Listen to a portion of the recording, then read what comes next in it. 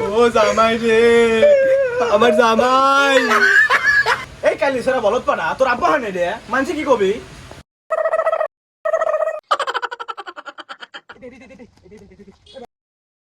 এই দে মরা মানুষ আবার কথা কয়। হ্যাঁ ধরু কি কর মহা মানুষ আমার কথা কয় না।